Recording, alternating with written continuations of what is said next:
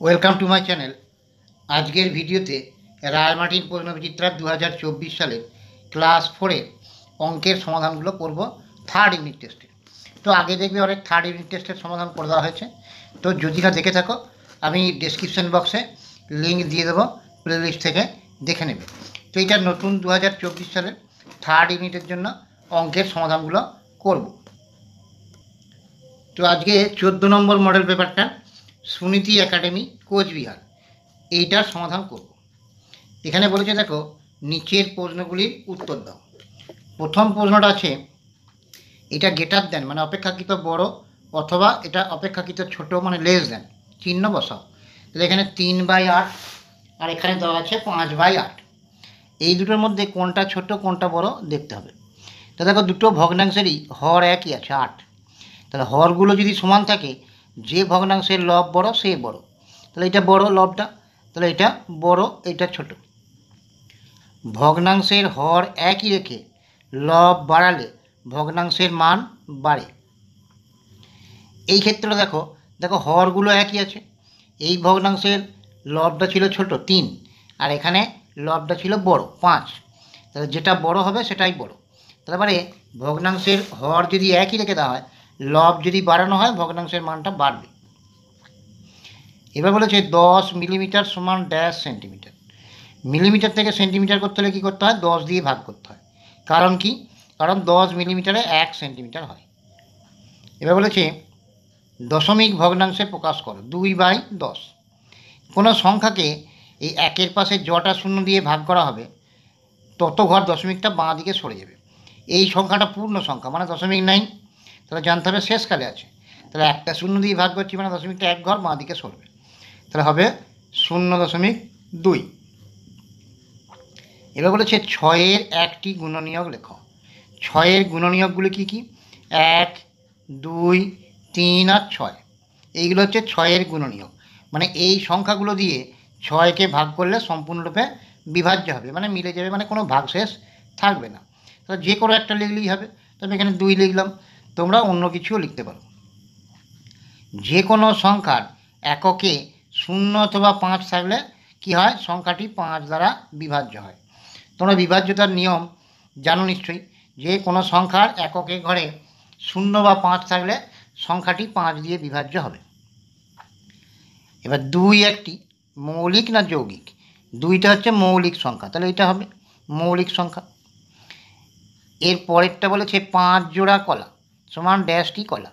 তাহলে 1 জোড়া মানে 2টি কলা, 1 জোড়া মানে 2টি। তাহলে 5 জোড়া মানে 5 গুণিত 2 মানে 10টি, তাহলে 10টি কলা।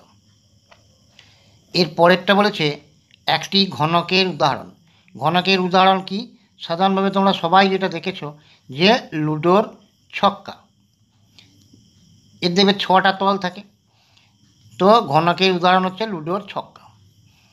এরপরে একটা বলেছে যে জিজ্ঞাসা চিহ্ন স্থানে কি বসবে লেখো। এখানে দেখা দেওয়া আছে AZ, BY, CX, DW, EV। তাহলে দেখো প্রথমে এই লেটারগুলো দেখো, বর্ণগুলো ইংরেজি বর্ণমালার A, তারপরে B, তারপরে C, তারপরে D, তারপরে E, তারপরে নিশ্চয়ই F হবে। এবার দেখো এটা উল্টো দিক থেকে লেখা হয়েছে, VWXYZ। তাহলে V এর আগে কী হবে? ইউ। এখানে দেখো A, তারপরে B, তারপরে C, তারপরে D, তারপরে E, তাহলে নিশ্চয়ই তারপরে F হবে। আর এখানে উল্টো দিক থেকে লেখা হয়েছে VWXYZ। তাহলে এখানে হবে, তার আগেরটা হবে ইউ, তাহলে UVWXYZ। এর পরেরটা বলেছে 3/8 যুক্ত 2/8 সমান কত? দেখো হরগুলো একই আছে, তাহলে হরটা 8ই থাকবে। তো পরে লবগুলো যোগ করে লিখে দেবো, 3 আর 2 5, তাহলে 5/8। এরপরে বলেছে 40 মিলিমিটার সমান কত সেন্টিমিটার? 10 মিলিমিটারে কি হয়? 1 সেন্টিমিটার। তাহলে 40 মিলিমিটার মানে 40কে 10 দিয়ে ভাগ করব, 10 4 40। তাহলে কত সেন্টিমিটার? না 4 সেন্টিমিটার। এর পরের অঙ্কটা বলেছে 325 সেন্টিমিটার সমান কত মিটার কত সেন্টিমিটার? তো তোমরা জানো নিশ্চয়ই যে 100 সেন্টিমিটারে 1 মিটার হয়।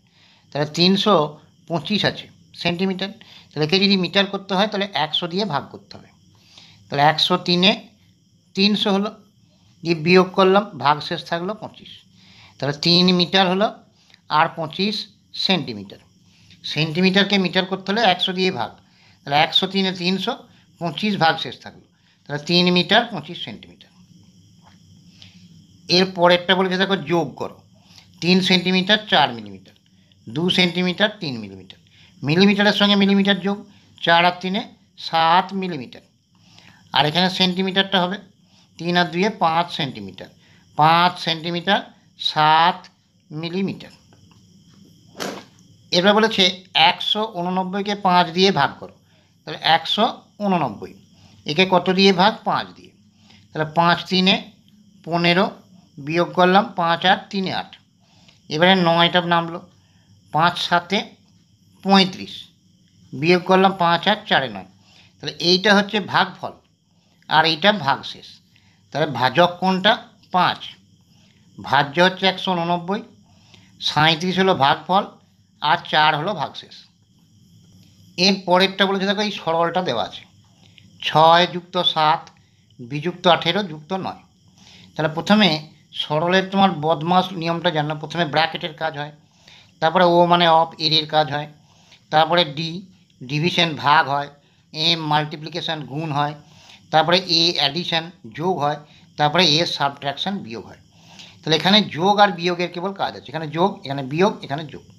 তাহলে যোগ হয়লা কে কে আছে? 6 এর সঙ্গে 7 আর এই 9টা আছে যোগ, এইগুলোকে এক জায়গায় লিখে নেব। এই বুঝবে কী করে? কোনো সংখ্যার বাঁ দিকে যে চিহ্নটা থাকবে যোগ চিহ্ন আছে, তাহলে এটা যোগ করতে হবে। 18টার বাঁ দিকে কী আছে? বিয়োগ, তাহলে এটা বিয়োগ করতে হবে। 9-এর বাঁ দিকে আছে যোগ, যোগ করতে হবে। আর 6-এর আগে কোনো চিহ্ন নাই, কোনো চিহ্ন না থাকা মানে সেটা যোগের দলে। তাহলে 6-এর যোগ 7-এর যোগ 9-এর যোগ, এই তিনটেকে প্রথমে লিখে নিলাম। আর বিয়োগ আছে 18। এবার প্রথমে 6 আর 7 যোগ করলাম 13, এটা লিখলাম, পরের লাইনে করব বিয়োগ 18। 13 আর 9 যোগ 22 বিয়োগ 18, তাহলে 22 থেকে 18 বিয়োগ মানে 4, তাহলে এটাই অ্যান্সার। এর পরেরটা বলেছে দেখো প্রদত্ত চিত্রের পরিসীমা নির্ণয় করো। দেখো এই বাহুটা কত দেওয়া আছে? 14। পরিসীমা মানে কোনো একটা স্থান থেকে শুরু করবে, দিয়ে পরপর এই ধার বরাবর যাবে, দিয়ে সব বাহুগুলো যোগফল করবে।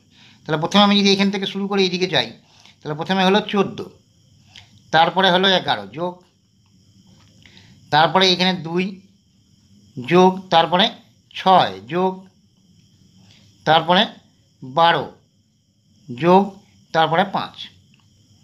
তাহলে এইখান থেকে শুরু করে প্রথমে 14, তারপরে 11, তারপরে 2, তারপরে 6, তারপরে 12, তারপরে 5।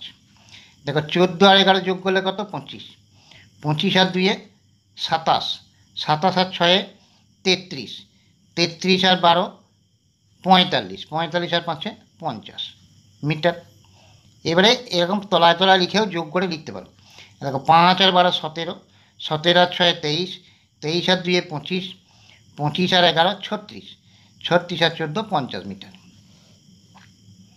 এরপর বলেছে দেখো গুণ করো, তাহলে প্রথমে 5 দিয়ে এটাকে গুণ করব, আমি এখানেই গুণটা করছি। 98 একে 25 দিয়ে গুণ, তাহলে 5 8 40 0, হাতে থাকলো 4, মানে যেটা ক্যারি অন বলা হয় সেটা আমরা বলি বাংলাতে হাতে থাকলো। 5 8 40 0, ক্যারি অন মানে হাতে থাকলো 4, 5 9 45 আর 4 যোগ 49। এরপরে 2 দিয়ে 2 8 16 6, হাতে আছে 1, 2 9 18 আর 1 19।